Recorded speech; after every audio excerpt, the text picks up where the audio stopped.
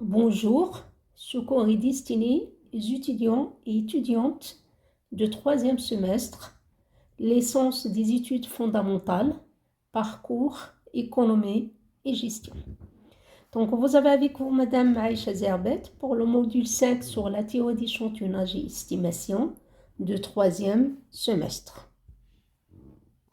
J'ai le plaisir, chers étudiants, de vous informer que mon polycopier sur la théorie d'échantillonnage et estimation est disponible sur mon site pédagogique suivant https://site.google.com/a/wiz.ac.ma/aisha-zerbet.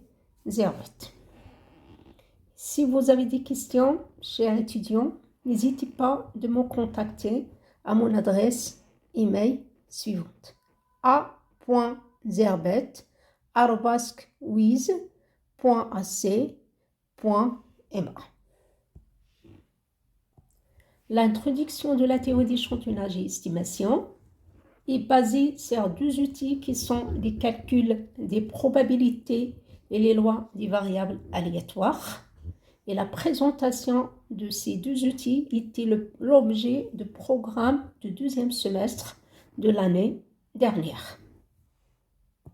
Donc, avant de passer à présenter ces théories d'échantillonnage et estimation, premièrement, je vous présente le deuxième type des variables aléatoires. C'est les variables aléatoires continues qu'on n'a pas pu présenter l'année dernière pendant le deuxième semestre. Et dans ce chapitre, on verra des exemples des lois continues qu'on utilise souvent dans les applications. Par exemple, la loi normale.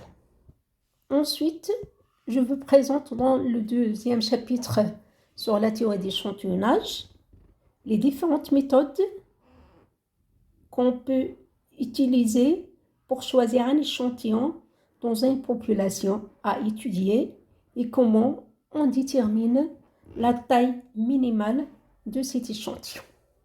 Donc, dans ce chapitre sur la théorie d'échantillonnage, on verra comment construire ou bien comment choisir les éléments d'un échantillon. On choisit bien sûr à partir de la population totale, comment on doit les choisir et combien d'éléments on doit choisir dans cet échantillon. Donc, la méthode pour le choix de cet échantillon et le nombre ou bien la taille de cet échantillon.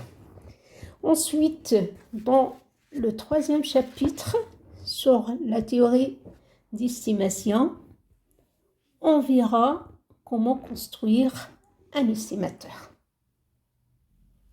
Par exemple, pour effectuer un contrôle de fabrication sur un ensemble des pièces fabriquées par une machine pendant un mois donné,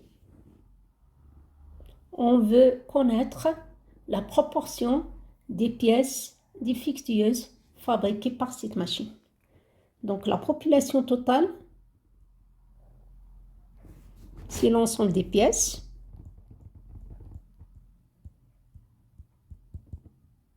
fabriquées par cette machine pendant un mois donné. D'accord? Donc, on s'intéresse à déterminer la proportion, par exemple P, on note cette proportion par P, c'est la proportion des pièces défectueuses parmi l'ensemble total des pièces fabriquées par cette machine. D'accord, défectueuses. Donc, une première méthode consiste à réaliser une étude sur l'ensemble des pièces fabriquées par cette machine. C'est ce qu'on appelle le recensement. Donc, on contrôle chaque pièce fabriquée par cette machine.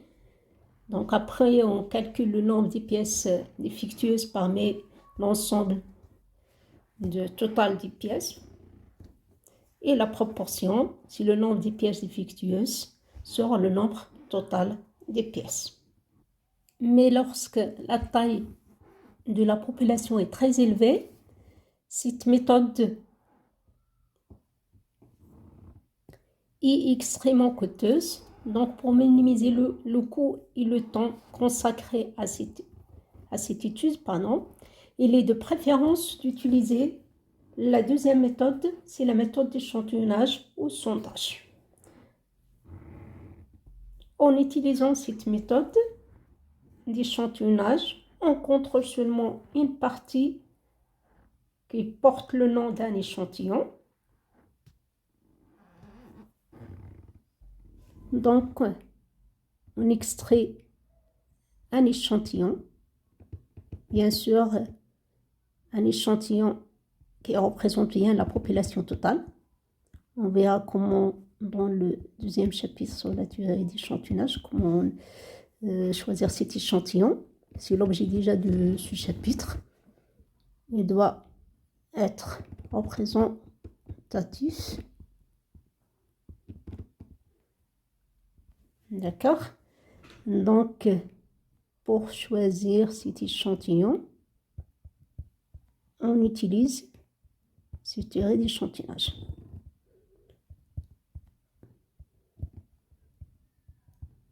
Théorie d'échantillonnage.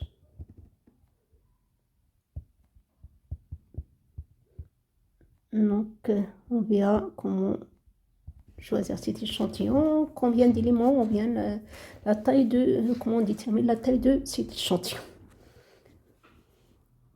Bien sûr, la taille de l'échantillon, il est très petite par rapport à la taille de la population totale. C'est déjà l'intérêt de cette deuxième méthode sur la théorie d'échantillonnage, c'est de minimiser le nombre des pièces à contrôler. Donc, sur cet échantillon, puisque la taille est assez petite, on peut déterminer la proportion des pièces défectueuses sur l'échantillon. On note cette proportion sur l'échantillon par F. Donc, c'est la proportion des pièces défectueuses sur cet échantillon, qui est égal, bien sûr, à le nombre des pièces défectueuses sur l'échantillon parmi les pièces de cet échantillon.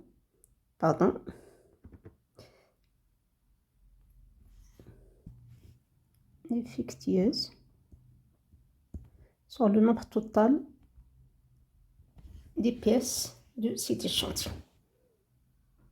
Et ensuite, pour estimer la proportion des pièces défectueuses sur l'ensemble total des pièces fabriquées par cette machine, on utilise la théorie d'estimation.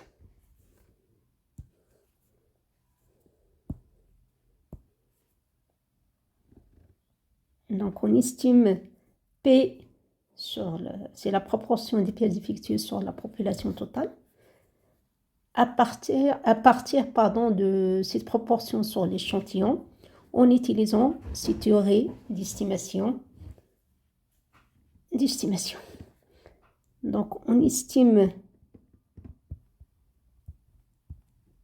P à partir de F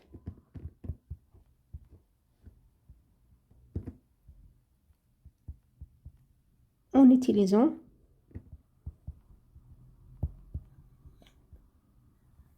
la théorie d'estimation. On verra comment dans le troisième chapitre.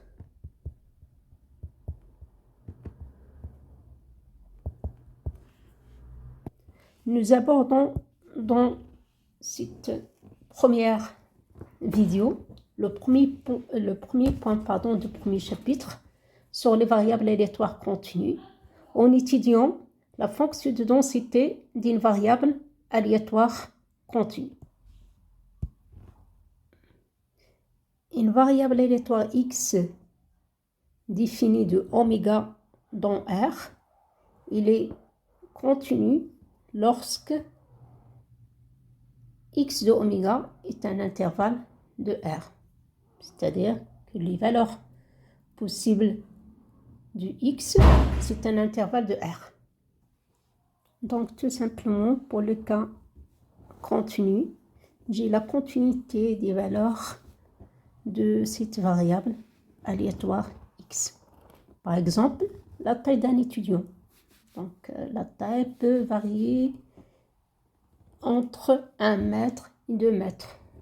Donc, pour la taille, je peux avoir n'importe quelle valeur entre 1 mètre et 2 mètres. Je n'ai pas seulement des valeurs discrètes ou bien des valeurs dénombrables. Par contre, pour le cas de la variable nombre d'enfants par famille, j'ai seulement des valeurs finies ou bien dénombrables. 0 enfant, 1 enfant, 2, 3, jusqu'à la valeur maximale. Je ne peux pas avoir une valeur entre, par exemple, 1 et 2. Je ne peux pas avoir un enfant et demi. Donc, je n'ai pas la continuité des valeurs possibles de cette variable aléatoire qui égale le nombre d'enfants par famille. Par contre, pour le cas continu, je peux avoir n'importe quelle valeur entre déjà deux valeurs de cette variable aléatoire. Par exemple, j'ai 1 mètre et demi et 1 mètre 80. Je peux avoir un étudiant ayant comme taille 1 mètre 60, ou bien 70, ou bien 65. D'accord? Donc, j'ai les valeurs possibles d'une variable continue. C'est un intervalle de R. Donc, ensuite, on passe à définir la fonction de densité de probabilité d'une variable aléatoire continue. C'est une fonction positive définie de R dans R. Donc, elle est positive, quel que soit x appartient à R. Et f, il est intégrable sur tout intervalle de R.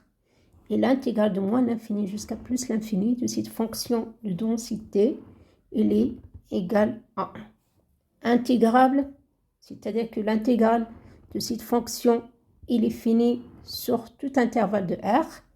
Et l'intégrale sur R, c'est de moins l'infini jusqu'à plus l'infini, forcément, il doit être égal à 1 pour que f définit bien une fonction de densité de probabilité.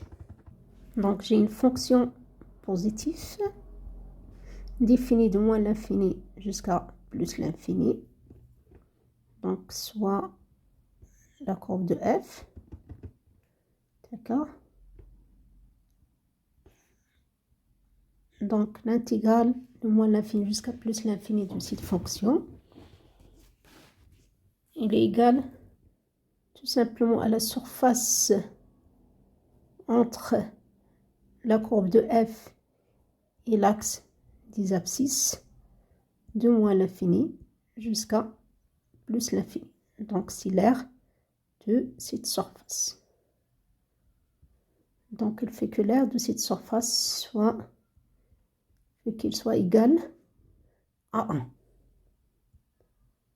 Donc, toujours l'intégrale, c'est tout simplement l'aire de la surface entre la courbe de f et l'axe des abscisses entre les deux bornes de cette intégrale. F de x dx est égal à 1. Donc, je peux toujours présenter une intégrale sous forme d'une surface entre la courbe de cette fonction et l'axe des abscisses. Donc, ici, c'est les valeurs du x. Donc, ensuite, je passe à vous présenter le premier exemple d'une fonction de densité.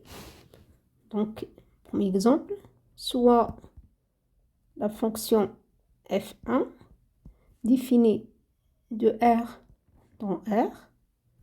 À x, j'associe 1 sur 9 x au carré. Si x appartient à l'intervalle 0,3, intervalle ouvert 0,3, 0, sinon. Est-ce que cette fonction f, est-ce que f définit bien une fonction de densité?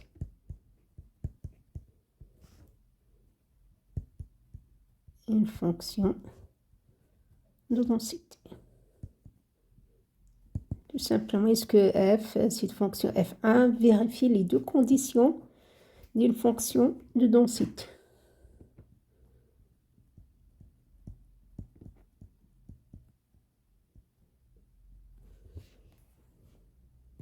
Donc, pour la première condition, est-ce que f il est positif?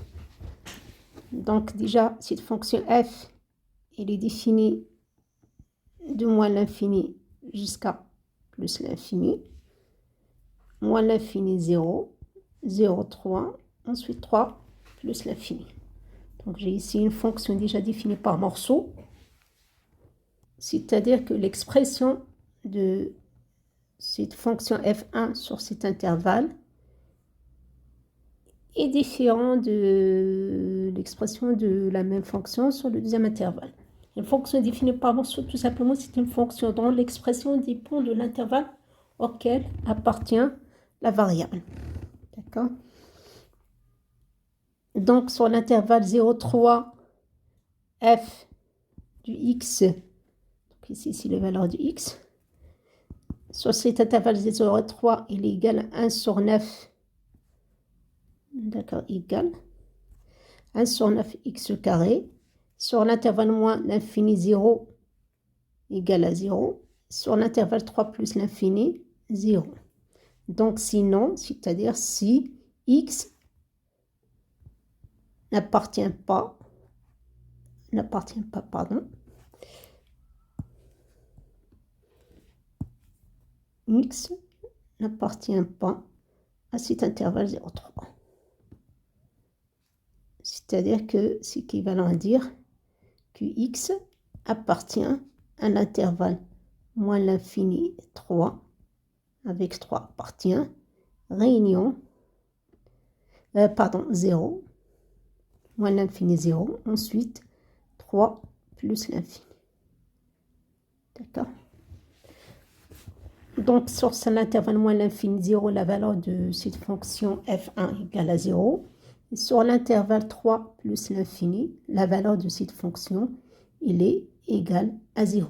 Sur l'intervalle 0,3, il est égal à 1 sur 9 x au carré.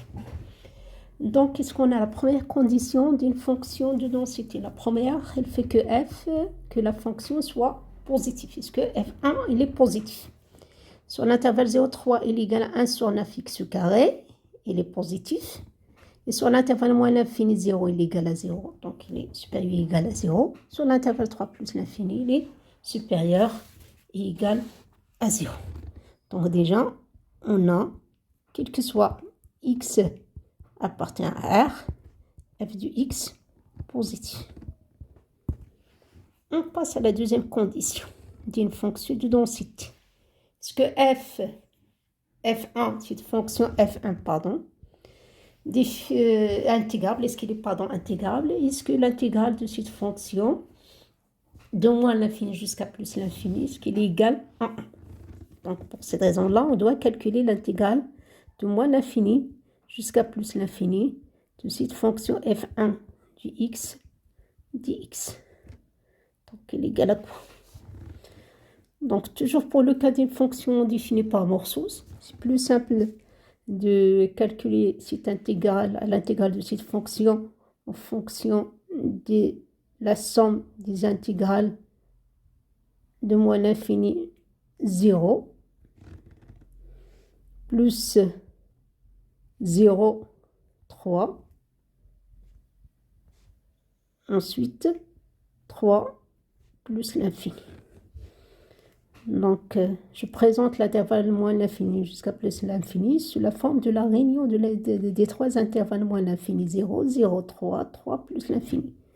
Donc, l'intégrale, il est égal tout simplement à l'intégrale de moins l'infini 0 plus l'intégrale de 0, 3 plus 3 plus l'infini. Déjà, l'intégrale, c'est une surface, c'est l'aire de la surface entre f, d'accord? C'est l'aire de la surface entre f et l'axe des abscisses, pardon. Donc, c'est l'aire de la surface entre moins l'infini 0 plus l'aire de la surface entre 0 et 3 plus l'aire de la surface entre 3 et plus l'infini. Donc, f1 du x dx, f1 du x dx f1 du x dx. Ensuite, f1 du x dx sur l'intervalle moins l'infini 0, il est égal à combien? F du x, il est égal à combien sur l'intervalle moins l'infini 0? Il est égal à 0. Donc, c'est l'intégrale de moins l'infini jusqu'à 0 de 0 dx. Sur l'intervalle 0,3, f du x, il est égal à combien? Sur l'intervalle 0,3, f1 du x, l'expression de f1 sur cet intervalle, il est égal à 1 sur 9 x au carré dx. Donc, la variable ici, c'est x. Ensuite, sur l'intervalle 3 plus l'infini, f1 du x égale à 0. Donc, c'est l'intégrale de 0 dx qui est égal. Donc, le premier intégral, il est égal à 0. C'est une constante entre deux bornes. Si la constante au moins la même constante, donc c'est 0. Ensuite, 1 sur 9, donc je peux faire sortir la constante de cette intégrale. 1 sur 9, c'est une constante. Elle ne dépend pas du x. Donc, c'est 1 sur 9, l'intégrale de 0 jusqu'à 3, x au carré dx, plus l'intégrale de 0, donc c'est une constante entre deux bornes. Si cette constante moins la même constante, donc elle est égale à 0. Donc, elle reste à calculer l'intégrale de 0 jusqu'à 3 de x au carré. Donc, cette intégrale est égale à combien? Donc, dans le cas général, l'intégrale de x à la puissance n, quel que soit n, un nombre entier, il est égal à combien? C'est 1 sur n plus 1, x à la puissance n plus 1. Donc, pour n égale à 2, la primitive de cette fonction x au carré, c'est x à la puissance 3 sur 3. Donc, j'ai la constante 1 sur 9. Ensuite, l'intégrale du x au carré, c'est x à la puissance 3 sur 3. Entre les deux bornes, 0, 3. Donc, l'égal 1 sur 9. Après, je remplace x par la borne supérieure. Donc, c'est 3. Donc, c'est 3 à la puissance 3 sur 3. Moins. Après, je remplace x par la borne inférieure, c'est 0. Si x égale à 0, c'est 0 à la puissance 3 sur 3. Donc, finalement, si 3 à la puissance 3, c'est 27 sur 3 fois 1 sur 9, c'est 27 sur 27. Donc, il est égal à 1. Donc, finalement, on trouve que cette intégrale, il est égal à 1.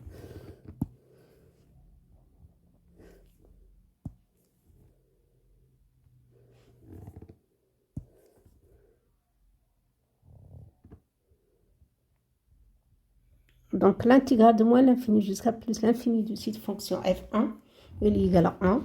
Donc, elle est intégrable. Et l'intégrale sur R, elle est égale à 1. Donc, f1 définit bien une fonction de densité. Donc, on conclut que cette fonction f1 définit bien une fonction de densité.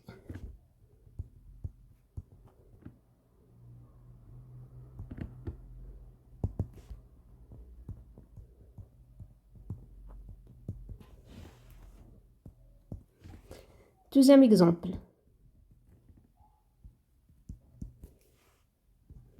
Soit une deuxième fonction f2 définie de R dans R. À x, j'associe moins x carré si x appartient à l'intervalle moins 1, 0. D'accord? Ouvert, intervalle ouvert. 0, sinon. Donc, est-ce que, la même question, est-ce que cette fonction f2 définit bien une fonction de non-cité? Est-ce que f2 définit une fonction de non-cité?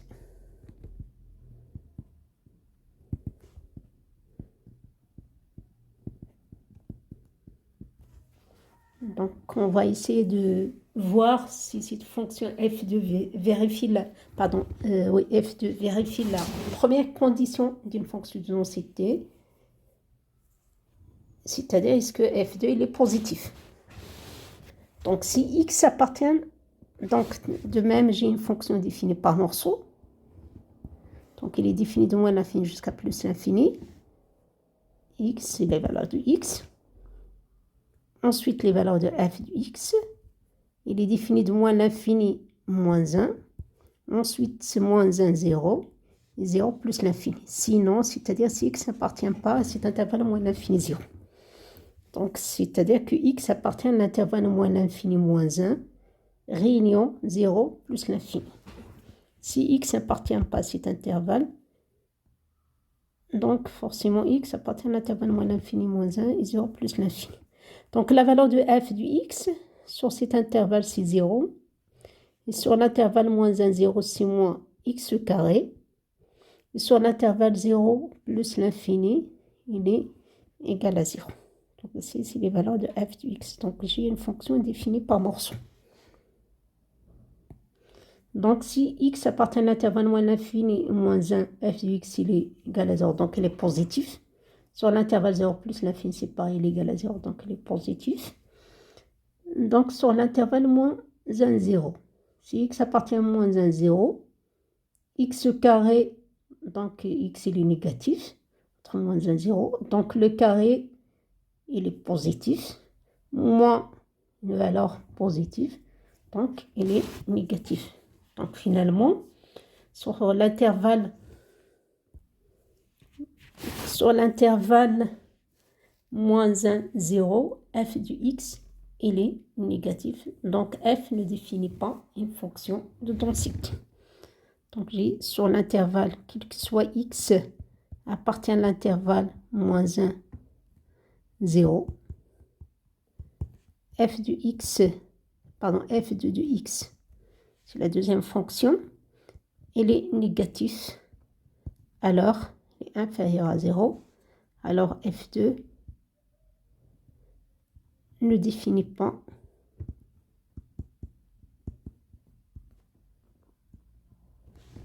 une fonction de densité.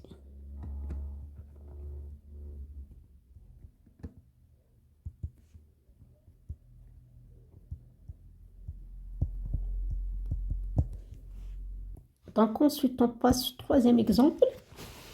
Donc, soit f3, une fonction définie de R dans R.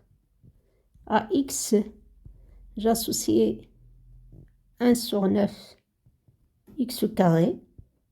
Si x est supérieur strictement à 0, donc sur l'intervalle ouvert 0 plus l'infini, et f3 du x est égal à 0, sinon. Donc c'est la même question. Est-ce que cette fonction f3 définit une fonction de densité? Donc, est-ce que cette fonction vérifie les deux conditions d'une fonction de densité? Est-ce qu'elle est positive? Ensuite, est-ce qu'elle est intégrable? Et l'intégrale de moins l'infini jusqu'à plus l'infini, est-ce qu'elle est égale à 1? Donc, pour la première condition, donc toujours j'ai une fonction définie par morceau. Donc, elle est définie de moins l'infini jusqu'à plus l'infini. C'est les valeurs de x. Ensuite, f de x. Donc, je dois diviser cet intervalle moins l'infini plus l'infini. Combien d'intervalles? Donc, j'ai ici seulement deux intervalles. Moins l'infini, 0. Ensuite, 0 plus l'infini. Sinon, donc ici, ça signifie que x appartient, c'est équivalent à dire que x appartient à l'intervalle 0 plus l'infini. Donc sinon, c'est-à-dire si que x appartient à l'intervalle moins l'infini 0, avec 0 appartient. Donc sur l'intervalle moins l'infini 0, la valeur de f de x est égale à 0. Sur l'intervalle 0 plus l'infini, la valeur de f3 du x il est égal 1 sur 9 x au carré. Donc, est-ce que f3, est-ce qu'il est positif? Sur l'intervalle moins l'infini 0, f3 du x est égal à 0, donc il est positif. Sur l'intervalle 0 plus l'infini, x il est positif, x au carré il est positif, le carré d'une valeur positive il est positif, fois 1 sur 9 qui est positif, donc il est positif. Donc finalement, quel que soit x appartient à R, sur les deux intervalles, j'ai f3, l'expression de f3 du x, il est positif. Donc, quel que soit x appartient à R, j'ai f3 du x, il est positif. Donc, après, on peut avoir si f3 vérifie bien la deuxième condition d'une fonction de densité. Est-ce que l'intégrale de moins l'infini jusqu'à plus l'infini de cette fonction f3, ce qui est égal à 1. Pour cette raison-là, on doit calculer cette intégrale. Moins l'infini jusqu'à plus l'infini. f3 du x dx. Donc ici, je divise l'intervalle de moins l'infini à plus l'infini à deux intervalles.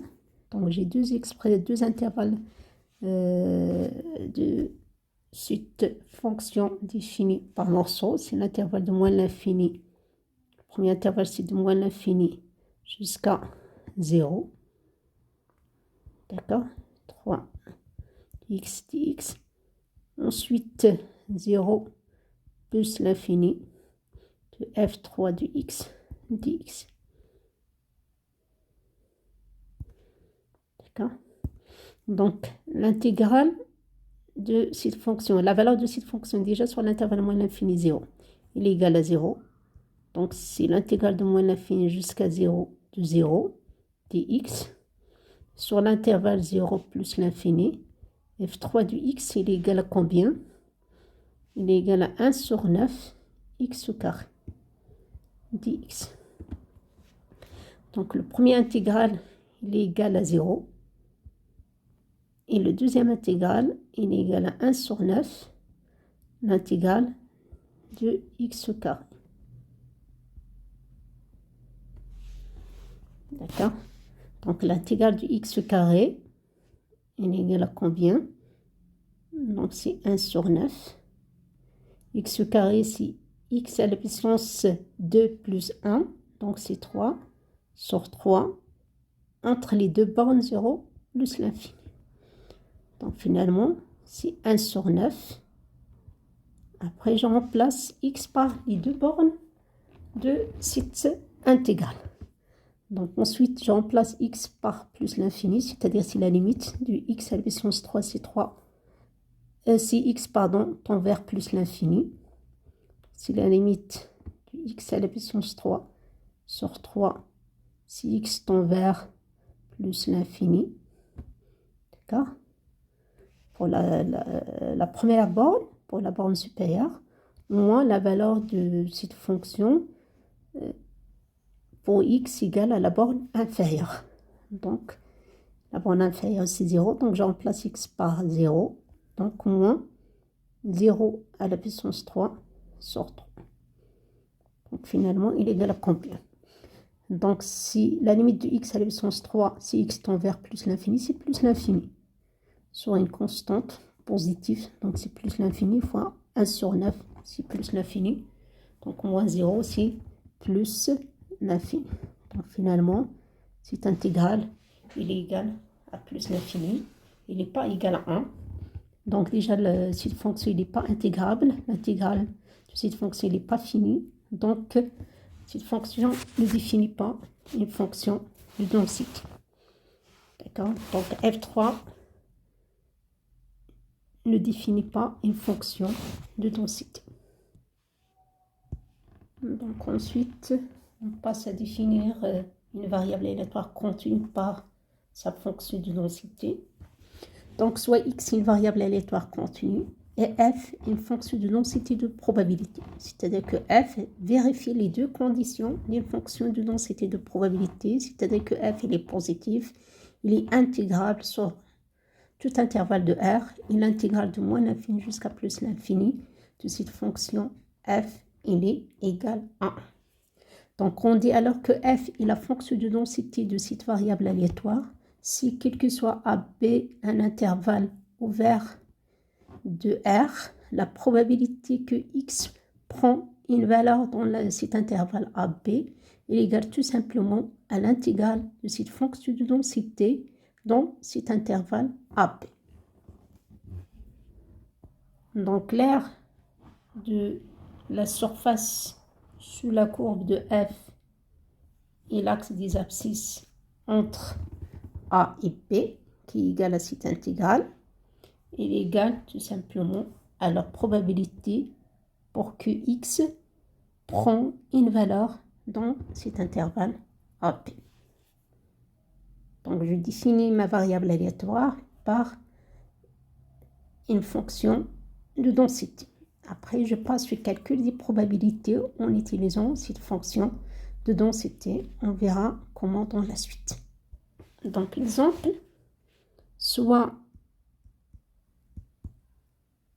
f défini de R dans R, on doit garder la même fonction f1. À x, j'associe 1 sur 9 x au carré. Si x appartient à l'intervalle 0,3, 0 sinon.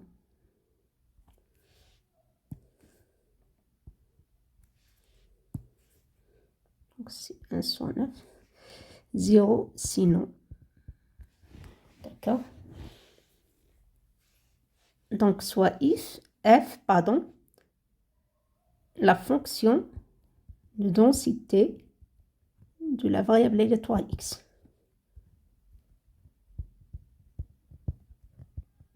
De la variable aléatoire continue grand X. Calculer la probabilité, pour la première question, la probabilité par exemple du X appartient à l'intervalle de 3. Donc bien sûr ici on choisit seulement des intervalles ouverts. On verra pour les cas fermés ou bien semi-fermés comment calculer cette probabilité. Ensuite, calculer la valeur de la probabilité du X supérieur à 2. Ensuite, calculer la probabilité pour que X soit inférieur à 3.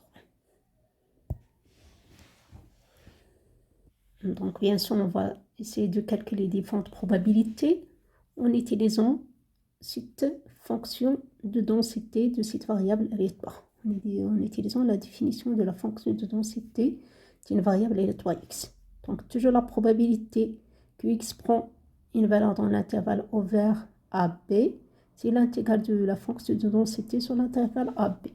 Donc, P du X appartient à l'intervalle de 3, c'est-à-dire que X supérieur à 2, inférieur à 3. Donc, X appartient à l'intervalle ouvert. C'est la probabilité que X appartient à l'intervalle de 3. Donc, cette probabilité est égale tout simplement à l'intégrale sur cet intervalle de la fonction de densité. De 2 jusqu'à 3 de la fonction de densité f de x de x. Après, je passe au calcul de cette intégrale. Donc, de même pour la deuxième question. Donc, si la probabilité P du x supérieur strictement à 2, si P du x appartient à quel intervalle? Supérieur à 2. Donc, c'est l'intervalle 2 plus l'infini. D'accord? Donc, c'est l'intégrale de la fonction de densité de cette variable aléatoire sur l'intervalle 2 plus l'infini. Après, je calcule cette intégrale. D'accord? Donc ici, j'essaie seulement d'exprimer les différentes probabilités de fonction de la fonction de densité de cette variable aléatoire. Donc ensuite, et après, on passe au calcul des différentes intégrales. Donc pour la troisième question, la probabilité de x inférieure strictement à 3 est égale à quoi? C'est la probabilité pour que x appartient à quel intervalle? X inférieur strictement à 3. Donc il est à gauche de 3. Donc il appartient à l'intervalle moins l'infini 3. Donc je dois calculer l'intégrale à cette probabilité. Il est égal à l'intégrale de la fonction de densité de cette variable aléatoire sur quel intervalle? L'intervalle des valeurs de cette variable aléatoire, c'est moins l'infini 3. Donc c'est l'intégrale de moins l'infini jusqu'à 3 de la fonction de densité. Après je passe au calcul de cette intégrale pour déterminer cette probabilité. Donc tout simplement on utilise cette fonction de densité. En calculant l'intégrale de cette fonction, on déduit la valeur de la probabilité de x prend une valeur de n'importe quel intervalle. Donc ici seulement au vert de R. Donc après on passe au calcul des différentes probabilités. Donc pour la première question, j'ai la probabilité de x entre 2 et 3 égale à l'intégrale de 2 jusqu'à 3 de f de x dx. Donc déjà la fonction, elle est définie de moins l'infini jusqu'à plus l'infini. De moins l'infini, l'infini 0, 0, 3. Donc moins l'infini 0, 0, 3, ensuite 3 plus l'infini. Donc sur l'intervalle moins l'infini 0, la fonction f de x, il est égal à 0. Sur 0, 3, il est égal à 1 sur 9 sur cet intervalle, sur 9x carré. Ensuite, il est égal à 0 sur l'intervalle 3 plus l'infini. Donc ici, c'est les valeurs de x, bien sûr. Donc c'est x. Ok, donc l'intégrale de 2 jusqu'à 3. Donc cet intervalle de 3 appartient à l'intervalle de définition de cette fonction f. De 3, 2, il est entre 0 et 3. D'accord? Donc 1 et 2. Donc j'ai 2. D'accord? Donc l'expression de cette fonction de densité sur l'intervalle de 3, il est égal à quoi? Il est égal 2 jusqu'à 3, c'est 1 sur 9 x carré. Donc j'utilise l'expression de f sur cet intervalle de 3. Donc 2, 3, il est inclus dans l'intervalle 0, 3. Donc c'est l'expression de f dans l'intervalle 0, 3. Donc c'est 1 sur 9 x carré. Et j'ai déjà calculé l'intégrale de x carré. Donc c'est 1 sur 9, l'intégrale de x carré, de 2 jusqu'à 3. Dx qui égale 1 sur 9. L'intégrale de x carré, c'est x à la puissance 3 sur 3, entre les deux bornes de 3. Donc, c'est 1 sur 9. Après, je remplace x par la borne supérieure, donc 3 à la puissance 3 sur 3, moins la borne inférieure. Donc, la borne inférieure, c'est 2. Je remplace x par 2, donc 2 à la puissance 3 sur 3. Donc, il est égal à combien? 1 sur 9. 3 à la puissance 3, c'est 27 sur 3. Moins 2 à la puissance 3, 2 fois 2, c'est 4 fois 2, c'est 8 sur 3. Donc, finalement, on trouve qu'il est égal à 19 sur 27. Donc, la probabilité que x appartient à l'intervalle de 3 est égale à 19 sur 27. La deuxième probabilité, c'est P de x supérieur à 2. Il est égal à l'intégrale de 2 jusqu'à plus l'infini de f de x dx. Il est égal à combien? 2 jusqu'à plus l'infini. Donc, pour cet intervalle 2 plus jusqu'à plus l'infini, je n'ai pas la même expression de f. Donc, je dois diviser cet intervalle à deux intervalles. J'ai le premier intervalle, c'est 2, 3. Et la valeur de la fonction de densité f, il est égal à 1 sur 9 x carré sur cet intervalle de 3. Soit sur l'intervalle 3 plus l'infini, il est égal à 0. Donc, je dois exprimer cet intégral. Je n'ai pas la même expression sur l'intervalle 2 plus l'infini. Donc, je dois diviser cet intégral sous la forme de la somme des deux intégrales 2, 3. Ensuite, 3 plus l'infini. Donc, sur l'intervalle 2, 3, f du x, il est égal à 1 sur 9 x carré dx. Et sur l'intervalle 3 plus l'infini, f du x est égal à 0.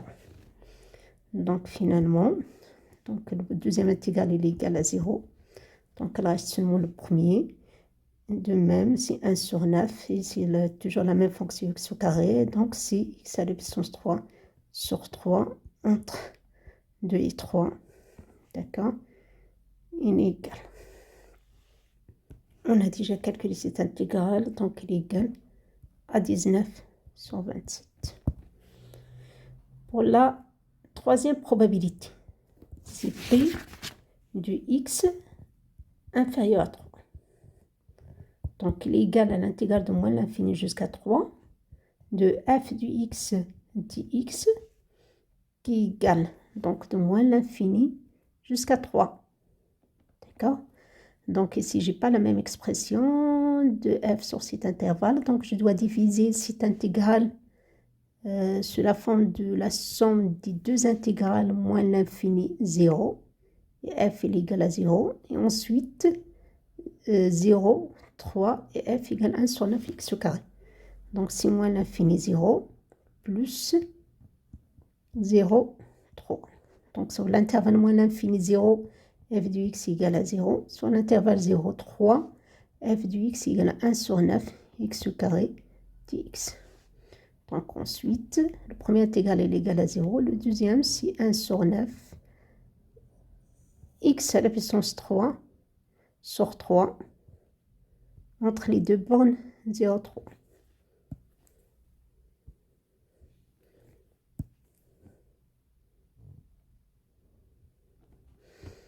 Qui égale 1 sur 9 et je calcule la valeur de x3 sur 3 pour x égale à 3 pour x égale à 0. D'accord? Donc c'est 3 à la puissance 3 sur 3 moins 0 à la puissance 3 sur 3.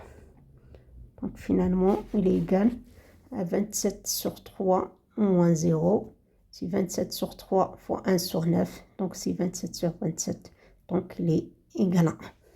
Donc la probabilité pour que x prend une valeur qui est inférieure strictement à 3, il est égal à 1. Donc après, on passe à présenter les différentes propriétés d'une fonction de densité. Pardon, c'est les propriétés déjà, pas de la fonction de densité, mais d'une probabilité pour une variable aléatoire continue. Donc, la première propriété, c'est la suivante. Quel que soit x appartient à x de oméga.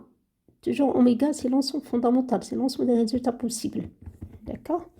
La probabilité pour que x prend une valeur x, il est toujours égal à 0. X est une variable aléatoire continue.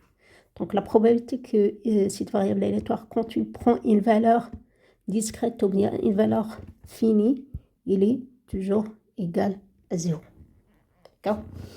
Par exemple, P de x égale à 2. Quel que soit x une variable aléatoire continue, pour que x égale à une valeur finie, il est toujours égal à 0.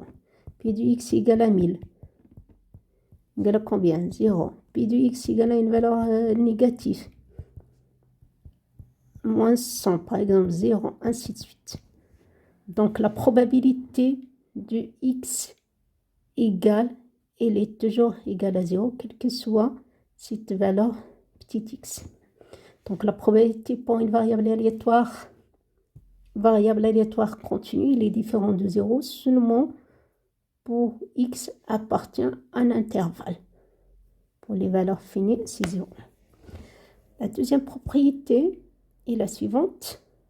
La probabilité que x prend une valeur dans l'intervalle fermé à b, o égale à a, o égale à b, il est égal à la probabilité que x, que cette variable aléatoire continue x prend une valeur dans l'intervalle semé fermé à gauche, o égale à a strictement inférieur à b, il est égal à la probabilité que x appartient à l'intervalle ouvert à b, qui est égal à partir de la définition d'une variable aléatoire x par sa fonction de densité, il est égal à l'intégrale de cette fonction de densité de a jusqu'à b. Donc, pour le cas continu, pour le cas d'une variable aléatoire continue, on ne fait pas la différence entre les intervalles fermés, que x prend une valeur dans un intervalle fermé ou semi-fermé ou ouvert. C'est la même probabilité. Donc, je peux prendre des intervalles fermés ou bien semi-fermés à droite ou bien à gauche ou bien ouvert. La probabilité que x prend une valeur dans cet intervalle, elle est égale toujours à l'intégrale de cette fonction de densité entre les deux bornes de cet intervalle. Pourquoi? Car déjà ici, quelle est la différence entre p du x supérieur strictement à inférieur à b et p du x supérieur, pardon, ici c'est o égale à a inférieur strictement à b. Ensuite ici, c'est x supérieur strictement à a inférieur à b. Donc la probabilité du x supérieur égal à a inférieur à b est égale à quoi? Fonction du x supérieur strictement à inférieur égal à b. Donc il est égal, il est égal à la probabilité que x prend une valeur dans l'intervalle ouvert à b plus, donc il suffit d'ajouter la probabilité du x égale à 1. Donc l'intervalle semé fermé à b égale à l'intervalle ouvert à b réunion a. Donc cette probabilité égale à la probabilité que x prend une valeur dans l'intervalle ouvert à b plus p du x égale à 1. P du x égale à 1, elle est toujours égale à 0. D'accord? Donc cette probabilité est égale à tout simplement la probabilité d'intervalle ouvert. De même ici, P de A, P du x appartient à l'intervalle fermé à B, O égale à A, O égale à B, égale à la probabilité que x supérieur égal à vers strictement à B, plus la probabilité de quoi? Donc il suffit ici, il reste seulement la valeur x égale à B, d'accord? Et x, et la probabilité du x égale à b, il est égal à 0. D'accord?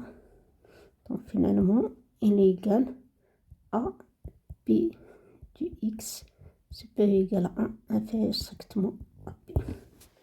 Donc puisque p du x égale à n'importe quelle valeur, il est toujours égal à 0.